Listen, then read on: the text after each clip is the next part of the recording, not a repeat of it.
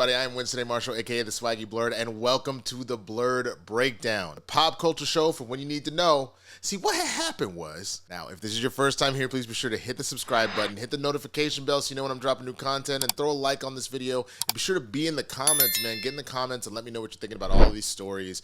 I got a bunch of good ones for you, some a little sadder or anger-inducing, but a lot of great nerdy, blerdy stuff going on, man. So we're just going to jump right into it. Retired NFL quarterback Brett Favre has been diagnosed with Parkinson's disease. This article comes from Mary Claire Jelinek and Steve Megargy, from AP News. He told a congressional committee on Tuesday that he has been diagnosed with Parkinson's disease. Favre made the disclosure as part of his testimony about a welfare misspending scandal in Mississippi. Favre, who does not face criminal charges, has repaid just over $1 million in speaking fees funded by a welfare program in the state and was also an investor in a biotech company with ties to the case. The biotech firm has said it was developing concussion treatments. The former football star, 54, told the committee this. Facility at Southern Miss, the one that's gotten all the publicity. I wanted to help my alma mater and benefit the community. Southern Miss introduced me to the nonprofit to see if they could help with the funding. I had no way of knowing that there was anything wrong with how the state funded the project, especially since it was publicly approved by many state agencies and multiple attorneys, including the Attorney General. Sadly, I also lost an investment in a company that I believed was developing a breakthrough concussion drug I thought would help others, and I'm sure you'll understand why it's too late for me because I've recently been diagnosed with Parkinson's. This is also a cause dear to my heart. Recently, the doctor running the company pleaded guilty to taking TANF money for his own use. I believe that I got swept up in a civil lawsuit at the instigation of State Auditor Shad White. What causes Parkinson's disease is unknown, and it is unclear if Favre's disease is connected to his football career or head injuries. He said on a radio show in 2022 that he estimates he may have experienced thousands of concussions in his 2 decades in the NFL. According to the Parkinson's Foundation, scientists believe that the disease is caused by a combination of genetic and environmental factors, and those environmental factors may include head injuries, pesticide exposure, or area of residence. Favre is one of 90,000 people in the U.S. who will be diagnosed with PD this year alone, said Parkinson's Foundation CEO John Lear. Favre appeared at the Republican-led House Ways and Means Committee hearing to advocate reform of the federal welfare system to better prevent fraud. The challenges my family and I have faced over these last 3 years because certain government officials in Mississippi failed to protect federal TANF funds from fraud and abuse and are unjustifiably trying to blame me. Those challenges have hurt my good name and are worse than anything I faced in football, Favre said. House Republicans have said the scandal in Mississippi points to the need for an overhaul in federal temporary assistance for needy families program. Favre says he provided services to the nonprofit that paid him with state funds, but the state auditor has said Favre did not show up for the speaking engagements. Favre said he didn't know the payments he received came from welfare funds and has noted his charity had provided millions of dollars to poor kids in his home state of Mississippi and in Wisconsin, where he played most of his career with the Green Bay Packers. All right, so here's the thing. Favre is a piece of shit. That is just the case across the board. Off rip, look, anybody going through any sort of sickness, I don't wish any sort of ill like that on anyone. That's just how I roll. I know that people feel differently, but I truly believe in karma, things like that. There is a part of me that, as I say that, though, karma is indeed a bitch, and I feel like a lot of the bad shit you do in life will rear its ugly head, and if that's the way that this manifested, that sucks, but maybe don't be a prick. I'm going to tell you this, like, the reason that I said, like, even with the thumbnail, this is like a sympathy Hail Mary, because let's be clear about something. You didn't need to bring up the fact that you had Parkinson's in the Senate. That didn't really have anything to do with it. I know the quote-unquote, the causality. This explains why I was involved in the first place, when it actually sounds like you're just doing this to win public sympathy back and to not look like the prick that stole millions from welfare from people in Mississippi and in Wisconsin that are need way more and you did it anyway. And like, and on top of the fact that like the further proof that he knew he was up to some bullshit. They say in the article it was supposedly for speaking engagements, but engagements he never showed the fuck up for. So you're just getting free money, Brett? That's what's happening in these streets? I understand sometimes it happens with celebrities, but you think that that's what was going on here? I call bullshit, man. This very clearly is you trying to pull up a smokescreen. And again, like I said, you haven't been a good person, all right? You've been a piece of shit. So I am very sorry for you and your family that you were suffering through this. Fuck you, dog. That's it. I wish for peace for your family, that they do not have to sit and watch you suffer, that you're able to, I guess, get some sort of health back for their benefit so that they're not in pain. I just need to move away from this story. Let me know what you think down in the comments, man. Some of you know why I, in particular, do not fuck with this dude beyond the fact that he stole money from people that are needy. But let me know what you think in the comments, one way or the other, man. Let's go to the next story. The Lantern Show may have found their Hal Jordan in actor Kyle Chandler. This is coming from Comic Book Movie from Mark Cassidy. Now, though his name was not mentioned along with the likes of Josh Brolin, Ewan McGregor, Matthew McConaughey, and Chris Pine, when the rumored contenders were revealed earlier this month, Kyle Chandler has reportedly landed the co-lead role in DC Studios' upcoming Lantern series. According to Deadline, Chandler, from Bloodline, Catch-22, Friday Night Lights, is now in talks to play veteran Green Lantern Hal Jordan, who will take new recruit John Stewart under his wing.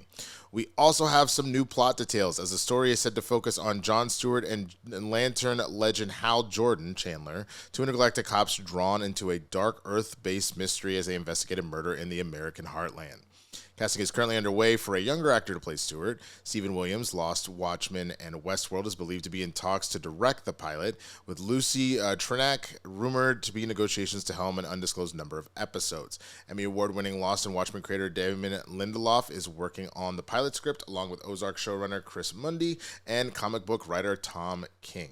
Justin Britt Gibson, Brianna Gibson, and Vanessa Baden Kelly are also said to be on board, though this is yet to be confirmed.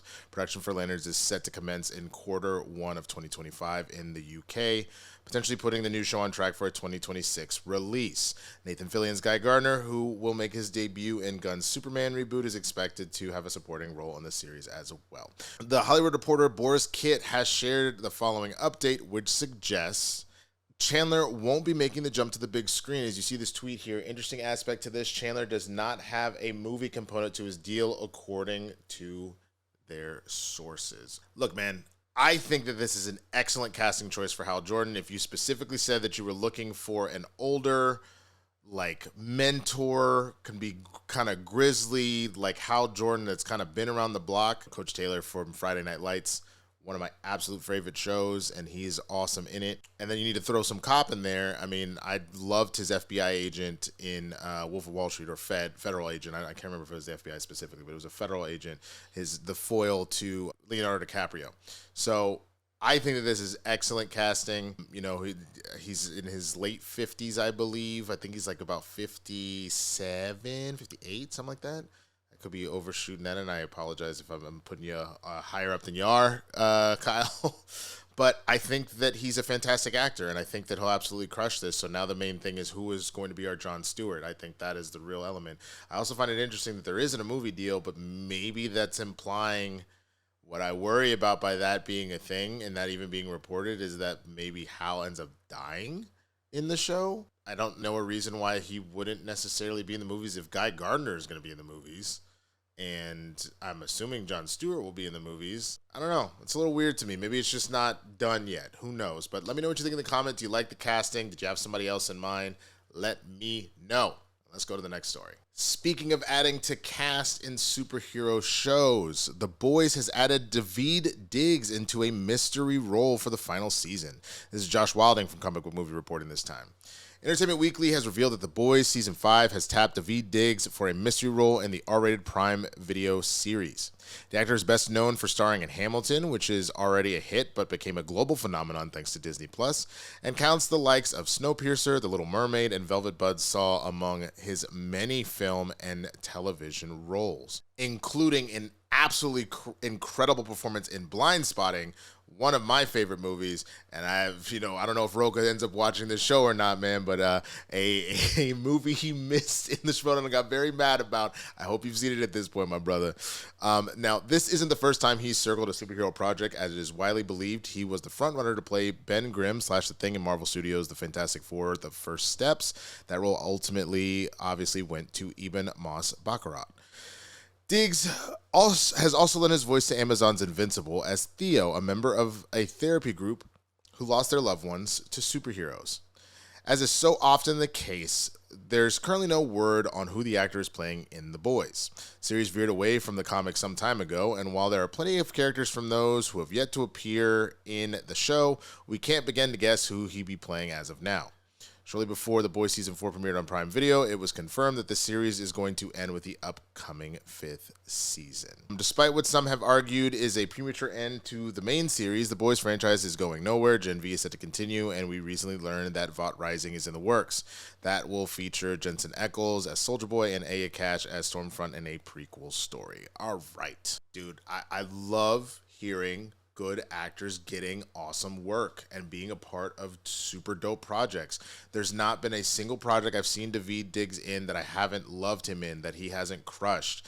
And I know for some people the season 4 of The Boys wasn't their favorite. There's things that were definitely up and down, but overall it still is a very good show, and adding him to the cast is only going to make this final season absolutely incredible. I honestly am not sure of who he will ultimately end up playing, because we are beyond my comic knowledge of The Boys at this point, with the exception of a big twist with Homelander that can't be the case now. If we're just being honest, for those that know, I don't want to ruin the comic for you, so I won't say out loud, but there is a big reveal about Homelander and another member of the Seven that is just not possible at this point. So yeah, I genuinely want to know what you think. Do you like Daveed Diggs joining this universe? What's your favorite Daveed Diggs performance? For mine, I genuinely think it's got to be Blindspotting. I love him in Hamilton. He crushes that. He has an awesome reoccurring guest star on Blackish that's really funny, but he's fantastic in Blindspotting. That was one of my favorite movies of that year. I want to say it was 2019, something like that. But cannot wait to see him. So let me know what you think down in the comments. Let's go to the next story. X-Men 97 pushed to 2026, and Beau DeMayo explains why T'Chaka was not T'Challa in Season 1 of the show. This is Josh Wilding from Comic Book Movie Reporting. Now, in recent weeks, X-Men 97 has been making headlines for all the wrong reasons. The series failed to win the Outstanding Animated Program Emmy, losing to Netflix's Blue-Eyed Samurai, and former showrunner Beau DeMayo continues sharing damaging claims about Marvel Studios following his firing.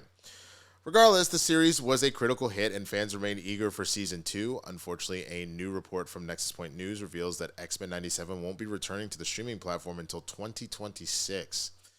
This is said to be the result of changes being made to the story and scripts. Matthew Chauncey has replaced DeMayo as head writer and is thought to be reworking the drafts DeMayo penned before being dismissed from the show. X-Men the Animated Series executive producers Larry Houston and Eric and Julia Lewald will remain in their roles as consulting producers. The main voice cast will also return, though there is currently no word on the new additions. As disappointing as this delay is, Marvel Animation fans won't be left wanting in 2025. Your Friendly Neighborhood Spider-Man and Marvel Zombies are both on the way, which is weird to me because when I was covering What If Season 2, the end of last year, both those shows were supposed to come out this year, so they must have gotten rescheduled and shifted around. And we'd also imagine What If Season 3 will also premiere next year as well. Okay, and then the second part of this story, the X-Men 97 finale featured some huge Marvel Universe cameos, including Black Panther. However, we later discovered that T'Chaka was beneath the mask and not T'Challa. The decision perplexed viewers, particularly when T'Challa's father is typically portrayed as the former Black Panther who fought alongside Captain America in World War II, which in this timeline could admittedly still be the case. T'Challa being sidelined spawned many discussions online, with most convinced the decision must have been related to Chadwick Boseman's death, R.I.P. to the King. Of course, it also created some continuity issues because T'Challa was Black Panther in the short-lived Fantastic Four animated series, which is presumably part of the same universe as this revival. X-Men 97 Season 1 showrunner Beau DeMayo was asked about the change when the finale aired and responded NDA. Now, though, he's finally cleared things up. I don't know why Marvel had certain directors try to spin and lie about this, but we produced X-Men 97 Season 1 in early 2021. He said on X, "The loss of Boseman weighed heavily on the studio as well as on me as a black man. Felt too soon to do T'Challa, put humanity before continuity." Mayo later added, "As I said at the time, it didn't feel right, just a matter of respect. If it were today, I think the choice would maybe be different.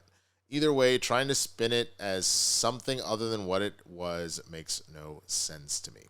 Following Boseman's tragic passing, Marvel Studios chose not to recast as Black Panther in live action. Instead, the hero died off-screen in the MCU, and in 2022's Black Panther Wakanda Forever ended with the reveal that he had a son also named T'Challa, spoiler alert, and the fact that T'Challa appears to also be off-limits in animation has not sat well with many fans. Okay, let's circle back to Season 2 being delayed. I hate that. Obviously, you want to make sure that your scripts still work, but I also hope that we don't stray too far away from what we were ultimately getting in the first place, because it really did sound like we were about to go on a pretty great journey with what's next. Yeah, I will say this. I don't want them to rush it.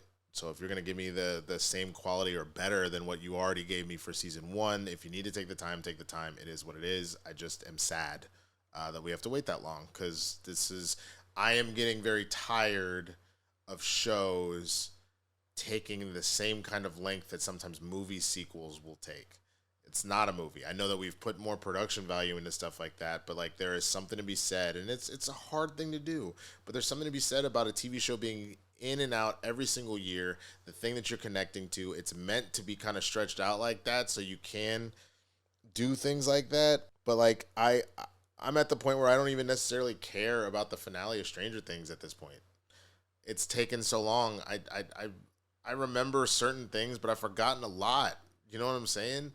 I am not here for this 2 to 3 year gap between seasons. It's one of the things that's been frustrating about The Boys. It was extremely frustrating about Invincible. I just really hope that we can get out of this era, and you really only save that kind of stuff for maybe if it's like, hey, new season every year, but this last season, we need an extra, 6 months. We need an extra year.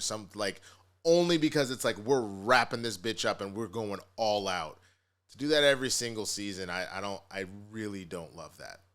That's me personally. I'm very curious what you think about that in the comments. Now, on the other news, I have been very forward where I agreed with Beau DeMayo's sentiment that when Chadwick first passed, I stood by the idea that I agreed. You don't set up this bullshit of never casting T'Challa again, but that you do take a movie off just out of respect. It was so fresh. It had just happened. And not only for us, but also for the cast, man. People don't understand. Casts and crews really do become families. And on a movie like Black Panther, you can tell that they became a true fucking family, man. So I never had any problem with them doing that. I did have a slightly different take on how you handle it. I wouldn't have necessarily done a situation of like T'Challa a child, though, if maybe that was Feige's influence, because, there's been a lot of talk about the next generation, the idea of Young Avengers potentially. So that might be where that's coming from.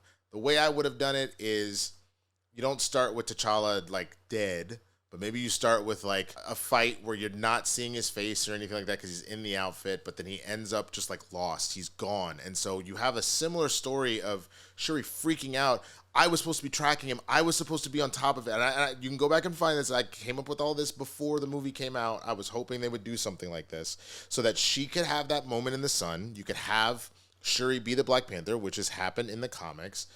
You give us all a time to just breathe and mourn Chadwick. So all of Wakanda at us and the world is I think he's dead. I think he's gone. Oh my God. What do we do? Holy shit. Have that whole thing happen. And then in your post-credit scene, when Shuri has finally accepted that she has to be the queen, and the whole rest of the story could play the same, you then end up with just a over-the-shoulder, and it's clearly like the Panther habit, and it's like battle-worn or whatever, and you just see Shuri look up and go, brother? Boom. You have given the respect that you need. You acknowledge to everybody else that, no, T'Challa is coming back. We don't have to wait for some sort of time skip or anything else like that. If you ultimately revealed it was a variant, fine, sure, whatever. But like either way, you have acknowledged to folks, myself included, that knows how important T'Challa is as a character. To not have him be around is just blasphemous. So it read on its face, because when you look at both the video game that's about to come out with Captain America and and again set in World War II, so you've got T'Chaka again. He was T'Chaka, the Black Panther was T'Chaka in X-Men 97, so we're thinking, wow, you won't even put it in animation? Like, what the fuck? I know a little bit of pushback on that is the fact that they did release what was left of What If, which were the final, season 1 of What If were the final performances, some of the final performances of Chadwick and T'Challa, Star-Lord T'Challa. Anyway. But yeah, overall, we just haven't been able to see the character again, and it's been frustrating people, hence why the recast T'Challa movement has gotten so big, and you have people with a serious outcry, and I'm now in that camp. If I had known that not having T'Challa for one film would then mean we would just never get the character again, or it would be forever before it happens, then I would have never been okay with it. I would have said that, we got to find a way to acknowledge him, but like, this character's too important to just let be gone. And so I really need Disney to step up and fix some shit, man. You've had 3 different Spider-Men. When Christopher Reeves got sick over in DC, we've still had multiple Supermen after that. Like, you can't do this. This is a very, very, it's not just the world of Wakanda, but this character is a very vital character to not just comics, man, but specifically to Blerds, to black folk. That's our king, man. That is our king. So let me know what you think down in the comments, man. What you think about all the stuff with X-Men 97, the delay to 2026, why T'Chaka was used instead. Let me know what you think, and let's go to the next story. Spider-Man's got some big changes on the way thanks to a new deal that Disney and Sony are working out. This is also Josh Wilding from Comic Book Movie. He's been killing it today.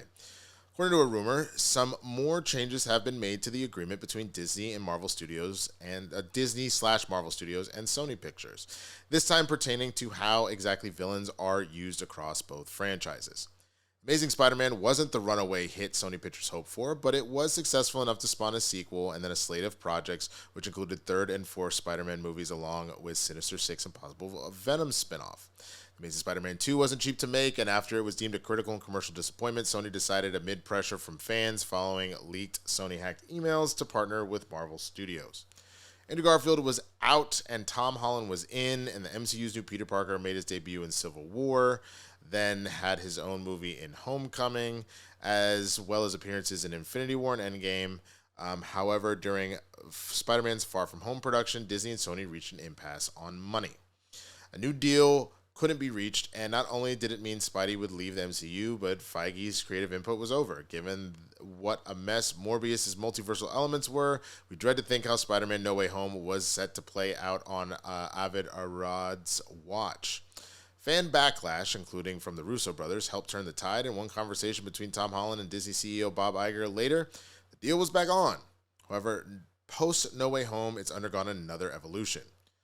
Recently, it was shared of new plans for Spidey's expanded MCU role, and now the Geeky Cast, the first to bring word that we are getting a Thunderbolts trailer today. So this story must have come out, 2 days ago now. Apparently, Sony will now start notifying Marvel Studios about which Spider-Man-related villains will be used in its non-MCU projects. Marvel will then be blocked from using that character until at least 30 days after the Sony movie is released on VOD.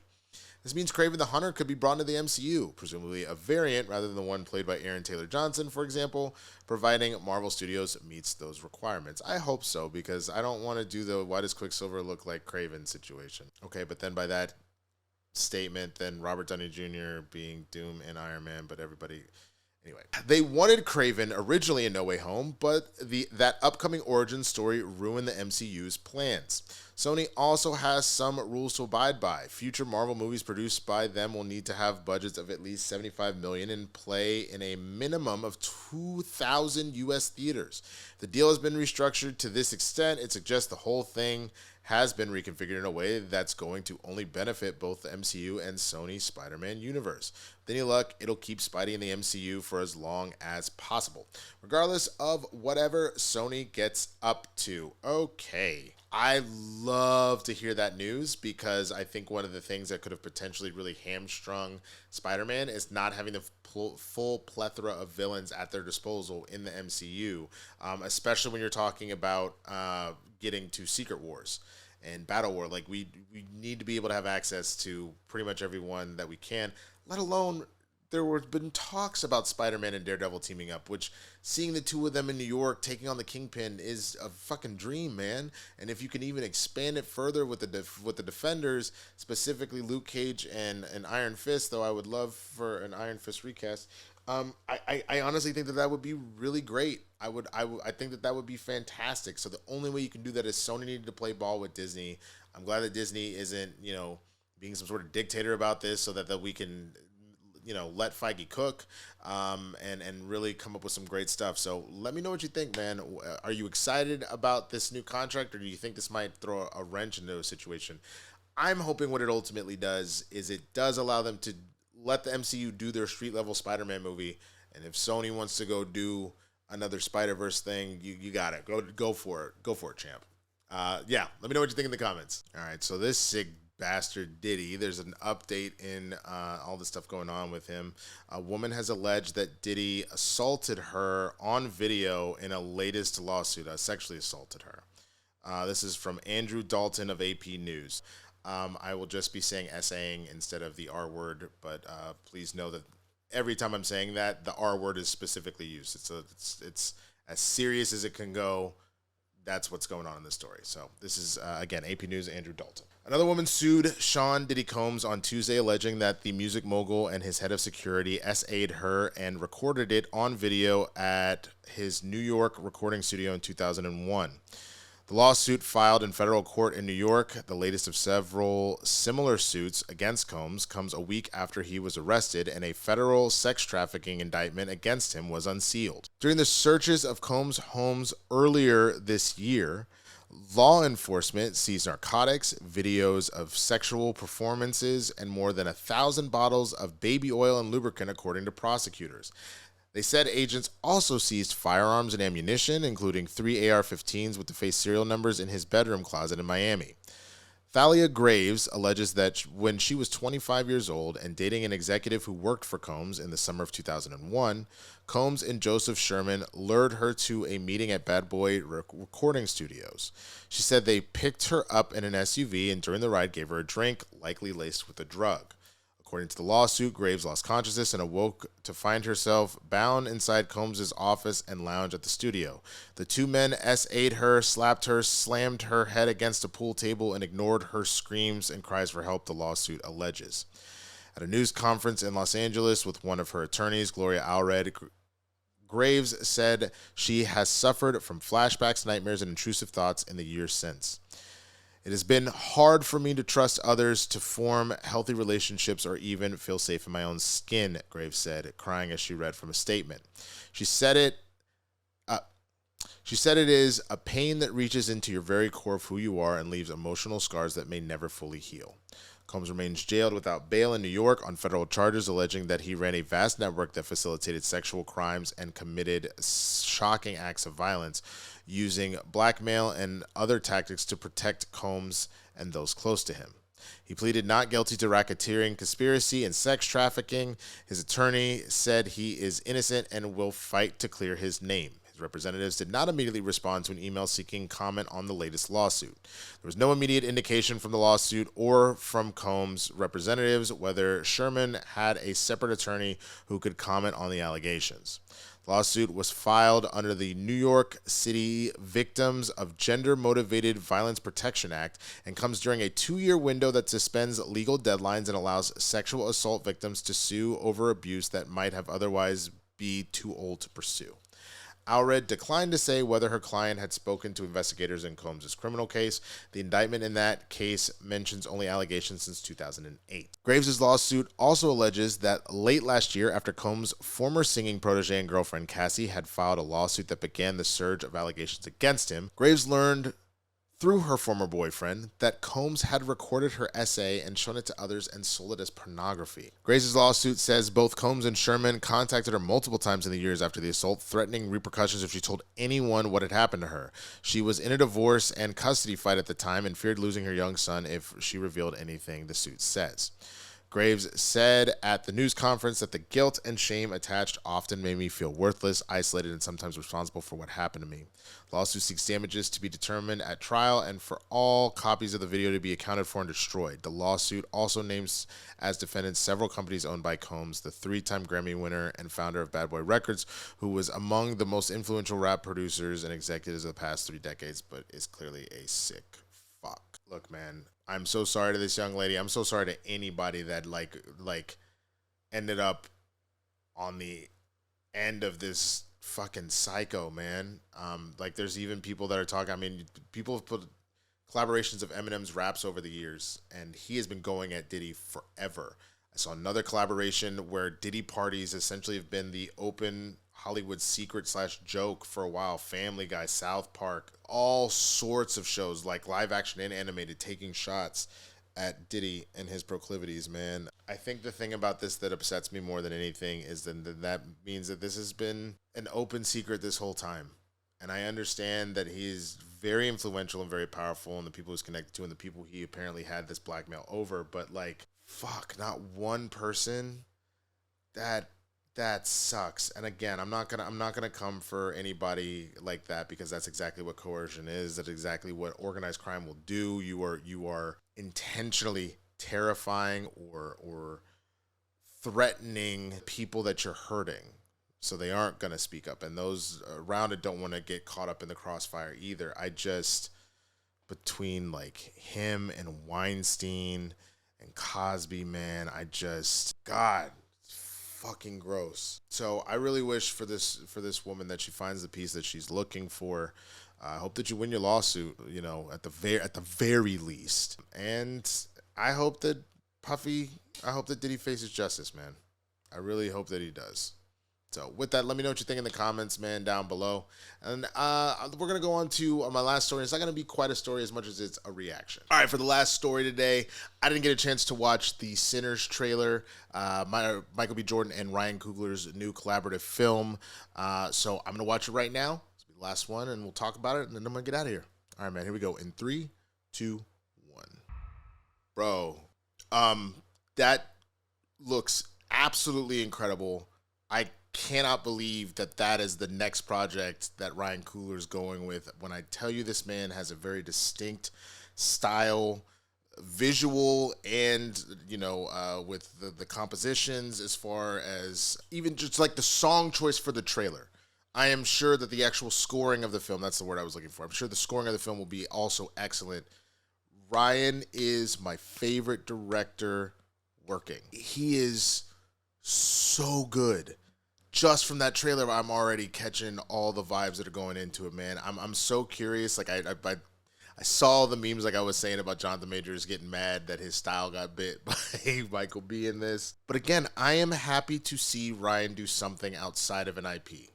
Like, he came up obviously with an incredible story with Creed, but that's based off of Rocky. So you're expanding on an IP and really doing your own thing, but it is an expansion.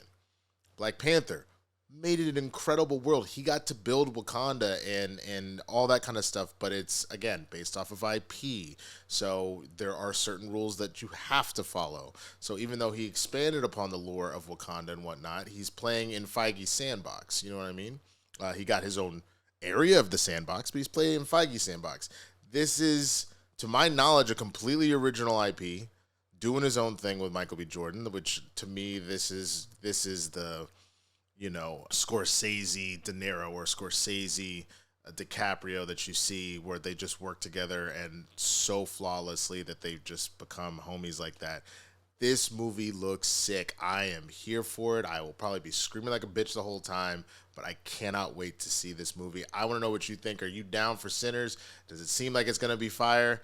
Let me know what you think down in the comments. And with that, that's going to be this episode of Blerd Breakdown. Thank you so much for watching this episode. I appreciate you. Please be sure to go ahead and, if you haven't already, hit the subscribe button, hit the notification bell so you know when I'm dropping new content, and come on back, man. I've got a lot of great other content that I'm going to be putting out. If you missed it yesterday, go over to the Game Time channel where myself and John Roca did another episode of Game Time covering Week 3 in the NFL, the start of the WNBA playoffs, all that good stuff. You can also find me on Capes and Cows with Christian Harloff and Koi Jeanjou on the Christian Harloff channel on Fridays. We go live now, 10 to noon. Other than that, come on back here. I'll have my Agatha All Along and the Penguin reactions and reviews. I know I owe you the reviews of the first 2 episodes of Agatha and the first episode of Penguin. Again, playing a little bit of catch up, but I'm on it. I'm on it. Man, if y'all know somebody that will help edit for free, because a nigga poor right now, let me know. Obviously, at a certain point, once this starts making a little bit more money, then I would actually love to very much build a team out and stuff like that. But that's the main thing that slows me up, is trying to do the content and edit the content while working a full-time job. If this was my full-time job, obviously you would be getting stuff exactly when you need it. But we're working on it, man. We're working on it. I don't want to cut the quality just so that, you know, I can get the stuff. I want to continue to give you that good quality stuff. So working all that out. But other than that, man, that's everything that's going on. Again, follow me on all social platforms at the Swaggy Blerd, TikTok, Twitter. I'm not calling it its new name. Mama named it Twitter. I'm gonna call it Twitter. Instagram, all that good stuff, man. So go find me on all of those. And with that, I'm gonna get out of here. So I will see you on the next one, and y'all stay safe, man. Peace.